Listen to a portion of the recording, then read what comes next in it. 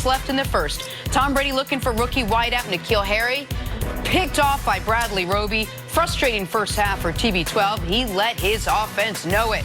Trying to get them going, trying to get himself going as well. And you know what never helps with that? This. Texans up 21-9 in the fourth. Trick play, DeAndre Hopkins to Deshaun Watson, scoring his fourth touchdown of the game. Watson had an amazing day, posting a passer rating of 140.7. A minute left. Pats go for the onside kick. They are unable to recover. Bill O'Brien will get his first win over his former head coach. Patriots drop to the 2 seed with the loss. Here's Tom Brady after the game. We're battling. We're trying as hard as we can, and hopefully we can make enough plays and, be the best we could be. It doesn't, all remains to be seen.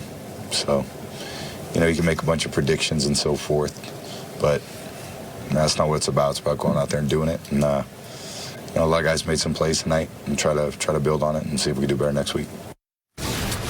All right, there's a lot to get to in this one. Nick, was last night more about the Patriots being bad, or was it about what you saw from the Texans being great? Well, I want to give the Texans full credit. That was a great win for this year's team and a great win for the organization. Never been able to beat Tom Brady and the Patriots. Bill O'Brien never been able to beat the guy he learned underneath. The Texans have had their seasons ended, either de facto ended in the regular season or actually ended in the postseason by the Patriots a number of times. They played great. That was a crowd that had a lot of Patriot fans travel to Houston, or transplants that live in Houston, that came and gave it. It was about 60-40 in the crowd. So the Texans barely had a home field advantage, and they still not only found a way to win, but dominated that game. So I want to give the Texans full and total credit. With that said, the bigger story to me is how the Patriots looked for 3 quarters. That the Patriots, at one point, impenetrable defense, all of a sudden the last month now, giving up 21 points per game. Now, that's good, but that's not the historically great pace we saw this team on through the first 2 months of the season. And the elephant in every room about the Patriot conversations is not an elephant, it's actually a goat. It's the GOAT, Tom Brady, who is not any good in...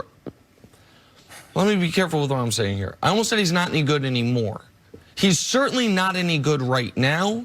And the only way you could believe he's going to be good again is if he does have some magical GOAT quotient to go to that he is waiting until the last possible moment to activate. But they could have used it last night. They could have used it against Baltimore. As of this morning, the playoffs do not go through Gillette, and I know everyone's going to blame everyone but Brady. They're going to today. Belichick's going to catch some heat, which he never does. The receivers are obviously going to catch some heat. Tom Brady, in the first 7 drives of this football game, had a 30 passer rating, 3.6 yards per pass, and had thrown for 90 yards. At the end of the game, his numbers looked okay because he had multiple garbage time possessions, Bart, because they were so bad early. But this Patriot passing attack is in utter disarray, and it's partially on the receivers, but it's mostly on that guy yelling at the receivers right there, Tom Brady. And you look at what's happening and what they struggle against, that defense, right? Because this team is built around the defense. They tried to muddy the waters up a little bit by being physical with Houston, who has a defense that's trying to improve, but it struggles in stopping the run. So you saw some vintage New England, like we saw last year in the playoffs, trying to ground and pound it and try and beat them down, limit the possession. And that was effective, by the way. They could run the ball. Right, but what happened is when they went down on that first drive and only got 3, then that messed up the a la carte, right? Because then what happens is the Patriots' game plan is to play from ahead, get you down 2 possessions, make you one-dimensional, and then they're able to take advantage. The problem is, and what they're going to struggle with, is their defense gets exposed against teams that have multiple fast players, elite players, because they can only double so many. And I think Hopkins solidified himself as one of the best receivers in the game because that was a battle, right? We were disappointed in the battle between Gilmore and Cooper a couple of weeks ago because Cooper didn't find a way to make a play for his quarterback. It looked like Deshaun Watson, really, the game is slowing down. He's understanding how he's been played. The Patriots came out and tried to go in there in a non-traditional what they've been doing, right, because they're a game plan specific type of defense, and they were going zone. right? So they were going zone, and Deshaun Watson was figuring out when they were in zone. They were going cover zero, which they killed everybody in cover zero. They played cover zero against the Jets almost the whole game and forced you to find the open man.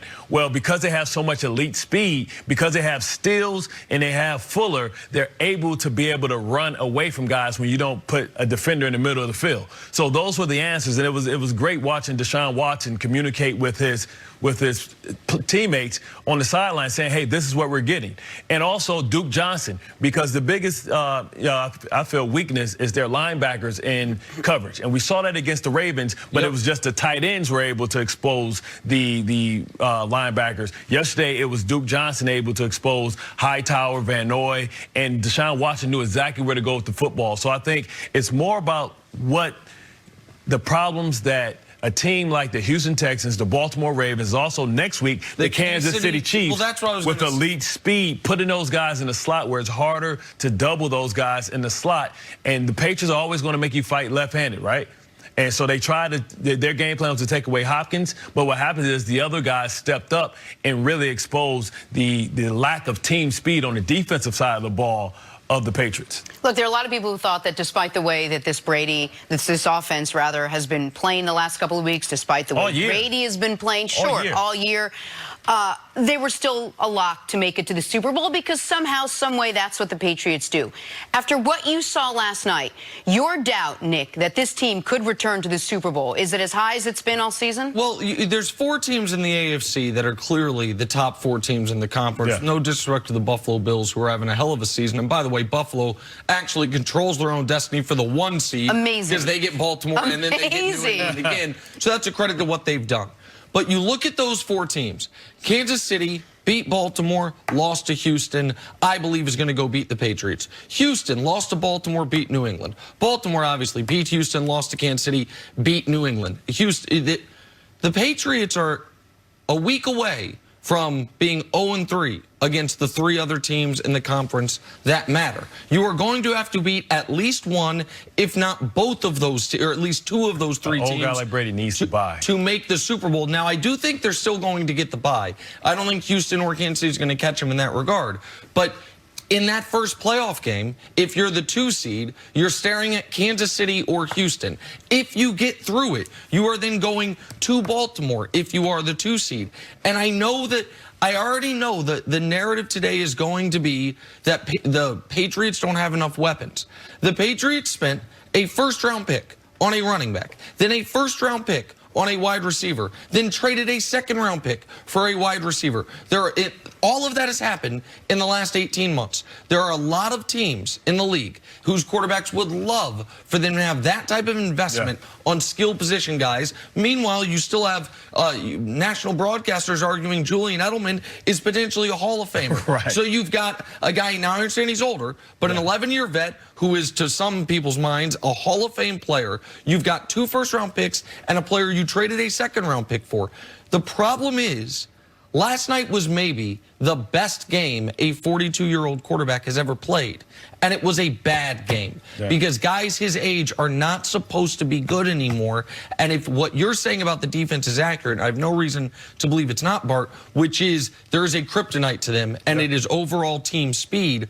Well, then the teams they have to go through to get to the Super Bowl, the Ravens have speed and a very unique offense. The Texans have a ton of speed, and nobody's got more speed than the Kansas City Chiefs. And you look at the field goal, Forbath missing the field goal, put him behind the sticks. Now, we know Nick Folk may come back. But listen, their path to the Super Bowl, especially, we know what it is if they don't host throughout. They've never made a Super Bowl when they had to go on the road at any point. So it's going to be interesting to see. I think they pick up the call. They pick up the phone, swallow their pride, and they go A/B hunting. No shot. Because they have to understand that they don't have the tools that they need to be able to be successful and beat a legitimate team. Not a team with one side of the ball, but the teams they're going to struggle against are right in front of them. There's 3 of them in their conference. Well, Jenna says no shot. Peter King this morning said he agrees with you, that he thinks Bill Belichick is going to lobby Robert Kraft to allow them to do that exact thing. I don't know if that'll happen, but they need something, and that's the last card they have left. Because teams are doubling element, and Brady doesn't know where to go with the ball, and the guys on the outside don't know where to go. It's dump offs to James White if Edelman's doubled. But that's all they've got. And the interception was because Neal gave up on the route.